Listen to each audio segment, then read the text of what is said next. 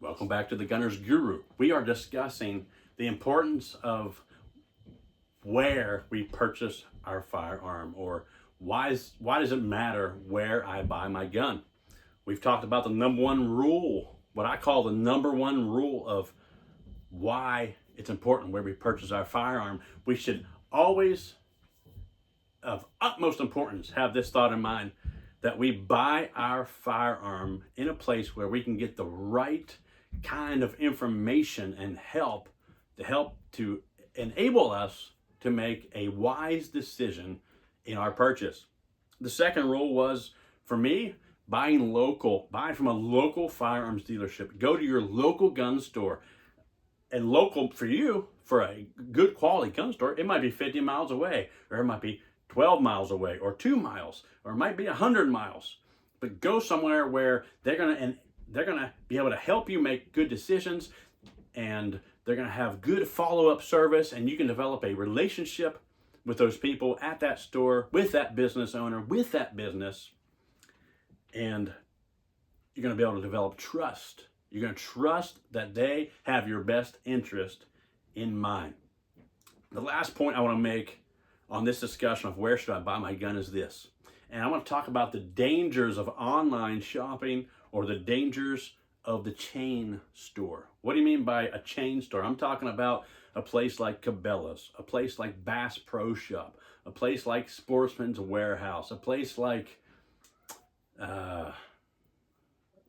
Academy Sports, or any chain store, a place there are multiple large stores in different areas around the state or around the country.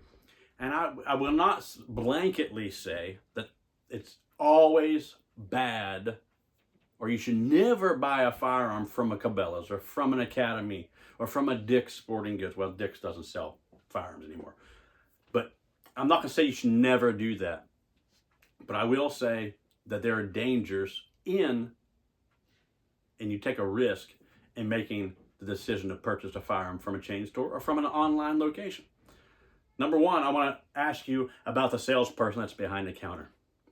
Now, as I've previously said, I worked 22 years in a local firearm store, family owned and operated, now in the third generation of that family, still operating from only a second location. In 22 years, I believe that I learned some things. In 22 years, I believe that the people that came in the door and saw me there over and over and over again in a 22-year span, they began to realize that this guy probably knows what he's talking about. This guy's probably someone I can trust. This guy probably can help me make a good decision.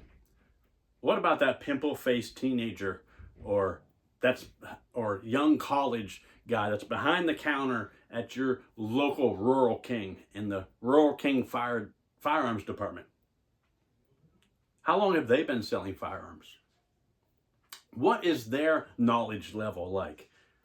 Can they truly guide you in making the best decision that you can make for your firearms purchase?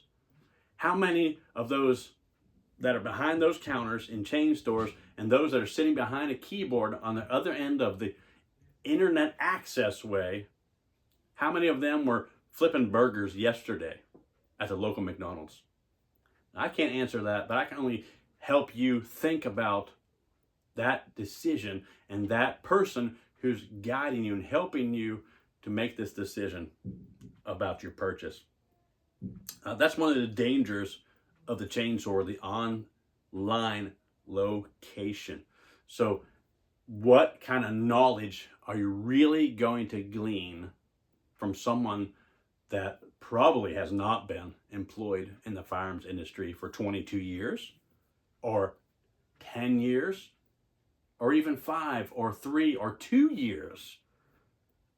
Me, I'm going to recommend to you every single time, go where you can trust the opinion and the sales pitch of that man or woman that's behind the sales counter. Go to where you can get the best information about that Glock pistol, about that SIG pistol, about that AR-15 rifle, about that Mossberg shotgun, or whatever it is that you're trying to invest your hard-earned money into.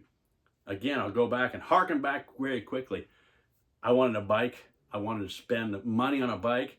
I didn't buy the most expensive bicycle. There are bicycles that are $5,000 or $10,000, but I wanted to spend around $1,000 on a bike. I was not going to put my $1,000 down on the word of someone that I was not confident that knew what they were talking about. So I went to my local bicycle pro shop, talked to a man that has been doing this for years, had the knowledge, had the information that I needed, could answer all of my questions. And when I asked a question that he wasn't sure of, he went, got a colleague, and they came back and they answered it together.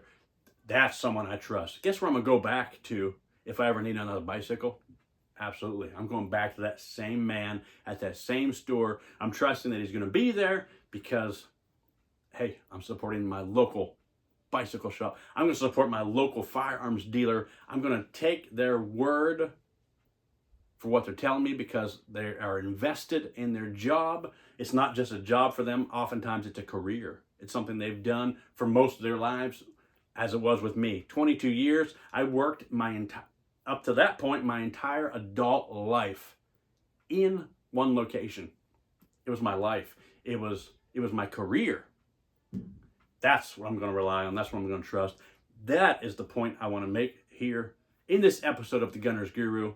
That's why it's important for you to make a smart decision and a wise decision on where you purchase your firearm. This is Craig from The Gunner's Guru. Until next time, aim straight and straight for the center.